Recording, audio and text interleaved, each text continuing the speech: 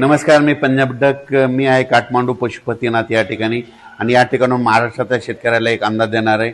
महाराष्ट्रातल्या सर्व शेतकऱ्याला सांगू इच्छितो की तुम्ही काय करा, शेतीचे कामे करून घ्या.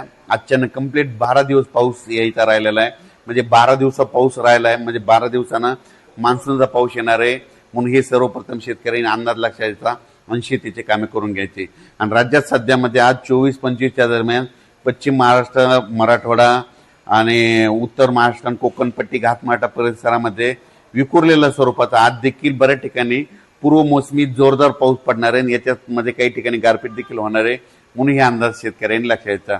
त्याच्यानंतर विदर्भातल्या शेतकऱ्याला सांगू इच्छितो की विदर्भातल्या शेतकऱ्याचे फोन आले, पूर्व मोसमी पाऊस कधी येणार आहे.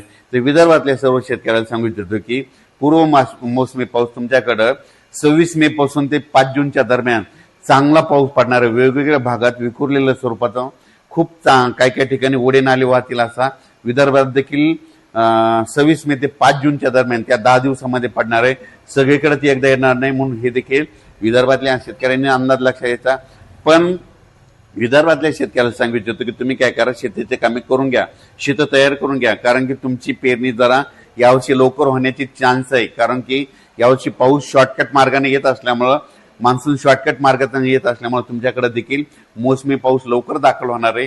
म्हणून शेतीची कामे विदर्भातल्या 6, 5, 11 जिल्ह्यांमध्ये वर्धा, नागपूर, भंडारा, गोंदिया, चंद्रपूर, यवतमाळ, वाशिम, हिंगोली, त्याच्यानंतर बुलढाणा, अकोला, अमरावती, इकडे नांदेड जिल्हा, यवतमाळ जिल्ह्यातल्या शेतकऱ्यांनी शेतीचे कामं करून घ्या. कारण की पूर्व मोसमी पाऊस तुम्हाला पडणार आहे, त्याच्या पाठीमागून लगेच मोसमी पाऊस येणार आहे. म्हणून तुमच्यासाठी खूप चांगलं वातावरण राहणार आहे. म्हणून हे देखील लक्षात घ्यायचं. परभणी जिल्ह्यातल्या शेतकऱ्यांनी देखील शेतीची कामे करून घ्यायची. कारण की परभणी जिल्ह्यात देखील काय होणार आहे, म्हणजे मराठवाड्यात देखील काय होणार, मराठवाड्यात देखील तुम्हाला सांगतो, परभणी जिल्हा झालं, लातूर जिल्हा झालं, बीड जिल्हा झालं, धाराशिव जिल्हा झालं, ह्या पट्ट्यामध्ये काय होणार, पूर्व मोसमी पाऊस काय होणार आहे, अगोदर थोडा जास्त पडत असल्यामुळे काही भागामध्ये जास्त पडणार आहे. पण मराठवाड्यातल्या शेतकऱ्यांनी तुम्ही काय करायचं, अचानक कंप्लीट आपल्याला पाऊस येण्यासाठी 12 दिवस शिल्लक राहणार आहे. 5-7 जूनला पाऊस येणार आहे. म्हणून हा अंदाज लक्षात घ्यायचा. पण बदल झाला तर त्याचा परत निषेध दिला. पण माझं म्हणणं आहे, तोपर्यंत आपण आपल्या शेतीचे कामं करून घेणे सगळ्यात महत्वाचं आहे. उत्तर महाराष्ट्रातल्या शेतकऱ्यासाठी एक आनंदाची बातमी, उत्तर महाराष्ट्रातील काय होणार आहे, म्हणजे 26-27 मेच्या दरम्यान देखील पूर्व मोसमी पाऊस असणार आहे. आणि उत्तर महाराष्ट्रात देखील काय होणार आहे, म्हणजे 1 जूनच्या नंतर देखील बऱ्याच ठिकाणी तिकडल्या भागात देखील चांगला मान्सून पूर्व, नंदुरबार जिल्हा झाला, धुळे जिल्हा झाला, जळगाव जिल्हा झाला, नाशिक जिल्ह्यामध्ये पाऊस बरसणार आहे. म्हणून हे अंदाज लक्षात यायचा. पण उत्तर महाराष्ट्रातल्या शेतकऱ्याला सांगू इच्छितो की तुम्ही काय करा, म्हणजे 5 जूनच्या अगोदर तुमचे शेतीचे कामं सगळे रेडी करून ठेवा. कारण की मान्सून पूर्व पाऊस बी बरसणार आहे आणि त्याच्या पाठीमागून मान्सून येईल. म्हणून यावर्षी पण सर्व शेतकऱ्याला सांगू इच्छितो की शेतीमध्ये पेरणी करत असताना, लागवडी करत असताना स्वतःचा निर्णय स्वतः घ्यायचा. जमिनीमध्ये ईदभर ओल गेल्याच्या नंतर तुम्ही पेरणीचा निर्णय घेऊ शकता.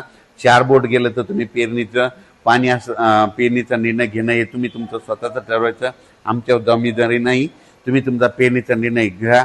आम्ही फक्त पाऊस सांगणार, पेरणी करायची की नाही करायची हे सगळं तुमच्या हातात राहील. म्हणून हे देखील सर्व शेतकऱ्यांनी लक्षात घ्यायचं. आणि एक सगळ्यात महत्वाचं एक सांगतो तुम्हाला, कोणता तज्ज्ञ सांगणार नाही, 1 जून नंतर महाराष्ट्रात पडलेला पाऊस हे मान्सूनचा गृहीत धरायचा आणि 31 मेच्या अगोदर जे पडेल त्याला अवकाळी असं समजायचं, हे मात्र गृहीत धरायचं. म्हणून काय करायचं, 1 जून नंतर जर तुमच्या शेतामध्ये चांगला ईदभर ओलीचा पावसाळा असला तर तुम्ही तुमचा पेरणीचा निर्णय घेऊ शकता. पण तुम्हाला सांगू इच्छितो, यावर्षी मान्सूनसाठी इतकं पोषक वातावरण कधीच नसतं. पण तुम्ही बघा, 30 आणि 31 तारखेला आपली केरळची देवभूमी चांगला मान्सून सक्रिय होणार आहे. आणि ते सक्रिय झाल्याच्या नंतर 4 ते 5 दिवसात मध्ये 5-7 जूनच्या दरम्यान तो महाराष्ट्रात येऊ शकतो. म्हणून हे लक्षात घ्यायचं.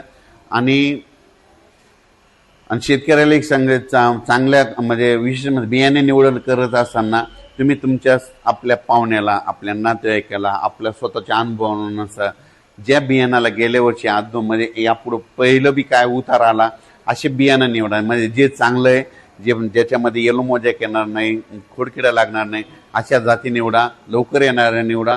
पण स्वतःचा अनुभव असेल, पाहुण्याचा, नातेवाईकाचा, असं घेऊन बियाणाची निवड करा. मी देखील माझी शेती करत असताना मी देखील काय करतो, माझा स्वतःचा अनुभव घेतो नातेवाईकाला पाहुण्याला 10 ठिकाणी प्लॉट बघायला जात असतो आणि त्यानुसार मी देखील पेरणी करत असताना वैयक्तिक मी माझा निर्णय घेत असतो. तुम्ही देखील स्वतःचा अनुभव, स्वतःच्या नातेवाईक, पाहुणे मंडळी कोणाला कसं उतारायला त्याच्यावरून आपण आपल्या बियाणाची निवड करायची. धन्यवाद.